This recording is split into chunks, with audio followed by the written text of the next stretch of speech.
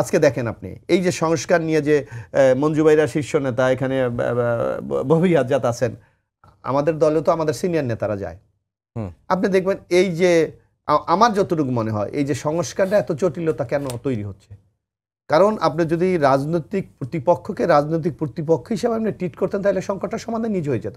আপনি দেখেন সংস্কার প্রতিটি কমিটির যে বৈষম্যবিরোধী ছাত্র আন্দোলনের প্রতিনিধি আছে, তাদের কি চিন্তা তাদের কি মনোভাবের মধ্যে ঢুকিয়ে দিয়েছে, যেটা নিয়ে এখন আলোচনা করতে হচ্ছে। অথচ সেটা প্রতিপক্ষ হিসাবে কিন্তু তারা আলোচনা করতো, তার আগে একটা অ্যাডভান্টেজ তারা নিয়েছে, তাদের দুইজন ওখানে প্রতিনিধি আছে।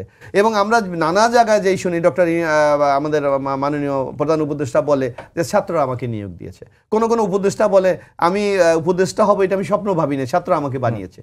সুতরাং তারা যেই বক্তব্যগুলি দেয় এগুলির সাথে তাদের বাস্তবতা তাদের কর্মকাণ্ডের সাথে খুব একটা যায় বলে আমাদের কাছে মনে হয় না। বরং এই দায়িত্ব হাসনাত আব্দুল্লাহদেরকে নিতে হবে, সারজিদদেরকে নিতে হবে। কারণ এই যে আপনি দেখেন কিছুদিন আগে আমরা দেখেছিলাম একজন পুলিশ কর্মকর্তা এনসিবির এক ঠিকাদারের কাছ থেকে জেলাপি খেতে চেয়েছিল, উনি কিন্তু উল্টো হয়ে গেছে। মানে ক্ষমতাটা কত দূর। আমরা দেখেছি সারজিতের বাবার কোন একটি কথা পঞ্চগড় শুনে নাই জজ, তাকে মন্ত্রণালয়ে অ্যাটাচ করে দেওয়া হয়েছে। সুতরাং এইগুলি তো আমরা দেখি নানা ক্ষেত্রে।